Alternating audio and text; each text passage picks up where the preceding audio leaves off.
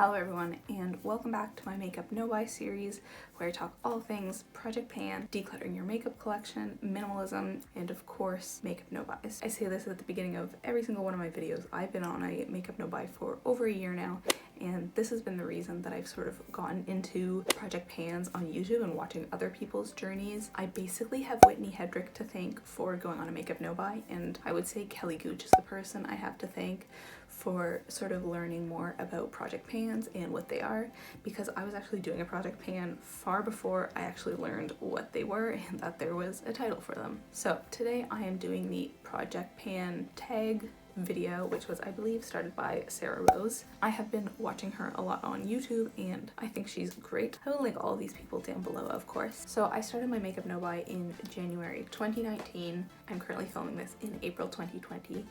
And I went on a makeup no buy in order to finish some of my products. I think at the start I wasn't doing it to stop bringing more products into my collection. I just felt bad that I had so much makeup that I was never using.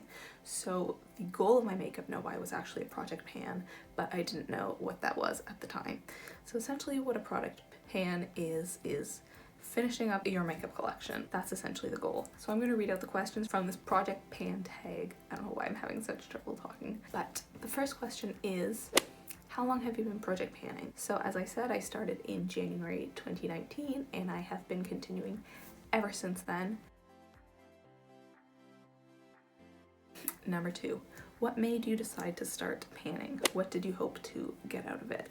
So I was trying to finish my products because I've talked about this in other videos, but I basically ordered this huge purchase in from Tarte. I needed one product, I needed a new foundation, and they had a great deal. So I was like, oh, I'll just get like 8 to 10 items. It'll save money. Whatever kind of BS marketing they had going on. I totally bought into it. And then I realized I should probably finish some of my products before I use these Tarte ones. So I started doing that and I just basically never stopped. So the goal was to finish those products and I did that and so much more. So I actually am glad that I made that purchase from Tarte in the first place, because if I hadn't, I don't know if I would have embarked on all this, to be honest. Question number 3, how do you like to structure your project pans, short seasonal projects, year-long rolling projects, or something else? This actually depends on what kind of makeup product, but for most products that I bring into my project pan, I use them until I finish them. So it's not so much a question of I'll bring in new products this month and then I'll try out a bunch of different products next month. It's like I bring in all these products and then I try to finish them all before I start anything new. There are some exceptions. For example, mascara, I do switch up that a lot because it's so hard for me to finish mascara. And eyeshadow, same thing. I will try out a new eyeshadow palette for a couple weeks and then switch off to something else because it's just not realistic for me to finish an eyeshadow palette. I don't know how people do it. That hasn't happened to me yet. So yeah, I guess it would be closer to year-long rolling projects, but it's really sort of its own thing. It's essentially a project pan. End of story. Project pan, and that's it. Okay, question number 4. What are your favorite ways to track your progress? I feel like people do this in very different ways. Some people keep full-on like spreadsheets of how many items they have and like when they're expecting to finish items. Some people, I don't even know how to describe it, but like let's say you have a lip pencil, they will track how much of that lip product they have actually used, and I don't do any of this. I don't track my stuff in any form. I do actually write down the products that I finish as soon as I finish them, and I put them in a bag and keep them. I've been keeping my recent empties in this bag just to separate them from all of the other empties that I have. It's a real big haul today. I am real excited about it. So in that sense, I am keeping track of my progress by just being able to see the sheer number of products that I finished. But in terms of like a Google spreadsheet, I haven't gotten that wild yet. Not to say that I won't ever be like that, but you never know. I feel like I'm still early on in my project pan. Like so far, all of the videos that I've watched that do this tag have been doing project pans for years, and I'm only like a year in. Number 5, what products have been the easiest for you to pan? Definitely eyebrow products. This is because I'm very liberal with my eyebrow application, and so I've gone through a lot of pencils. And also I used to have so many eyebrow products that were like half finished that I just never got around to finishing. So in the first few months I just finished off a bunch of products that I had sort of half finished. But yes, definitely eyebrow related things. Also like brow gels, anything related to the eyebrows has been super quick to finish. I also did very well with lip balms. I finished 5 lip balms over the past year. And again, that's because I had like half finished a bunch of lip balms and then moved on to something new. So I didn't have that much progress left, but also because lip balms, you apply like multiple times a day, whereas foundation, I'm not applying multiple times a day. I don't know about you. So of course the next question is, what products have been the hardest for you to pan? That would be bronzer and blush. I found powder products take the longest because they're like pressed, so I don't know what I'm trying to say, but I haven't finished any bronzers, and I have finished 2 blushes, but that's because one was a cream mousse blush and the other was a sample size, which was my favorite blush, so I was using it like virtually every day anyways before this project pan. But all the other blushes I feel like will take forever to get through. And bronzer, because A, it's a powder, so it takes a long time, and B, I don't use bronzer every day. I'm not wearing it today. Yeah, powders. Question 7, are there any types of products that you rarely or never put in a project pan? I mean, as I said before, I keep my products in my makeup bag until I finish them. So in that sense, some products have been in there like since the beginning and I just don't touch them, like my liquid highlight. I use so rarely, and so I really don't switch that up in the bronzer. Not planning to switch that out until I finish it, even if it takes another year. Yeah, the things that take the longest, I don't really worry about them or think about them. Like, I'll use them when I use them. Do you pan skincare, body care, or strictly makeup?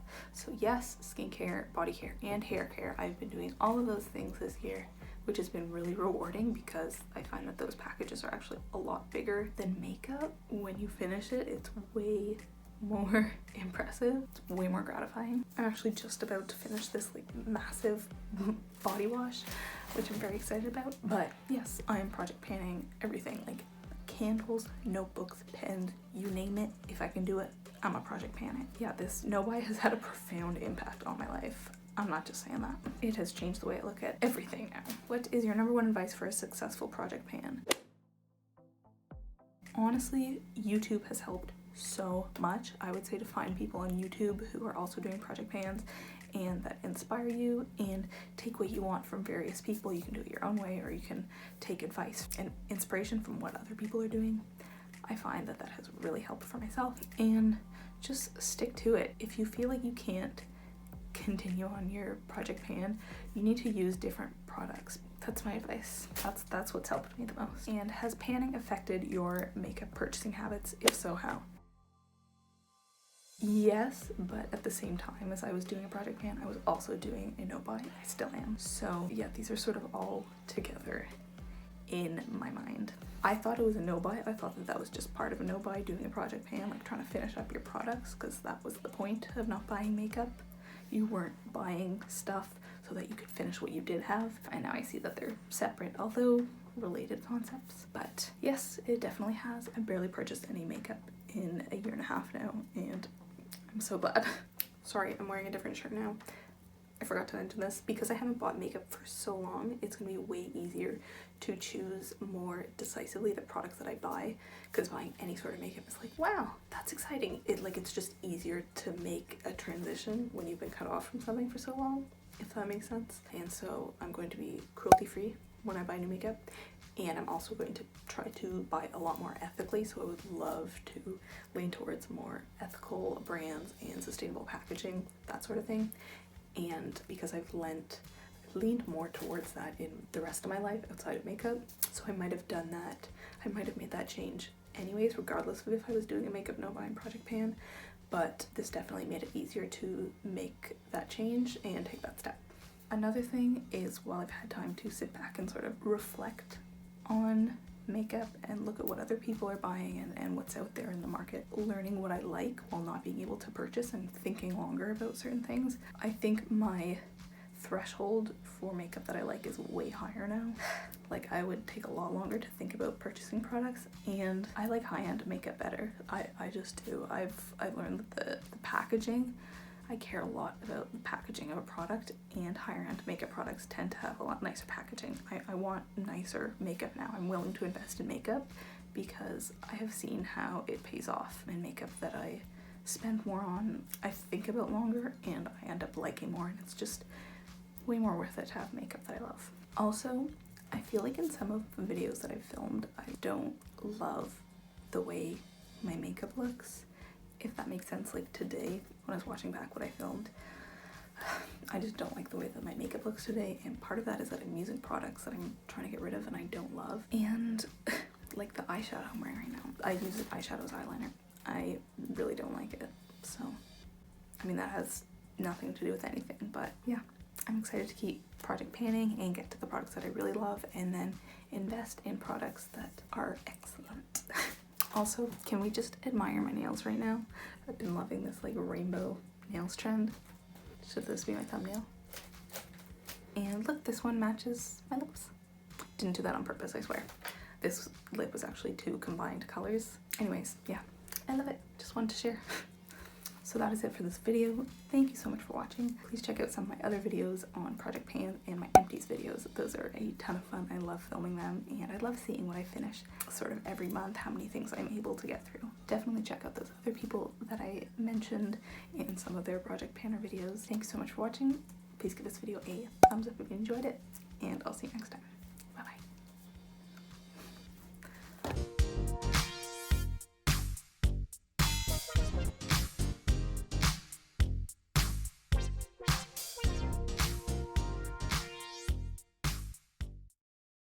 From this Project Pan tag.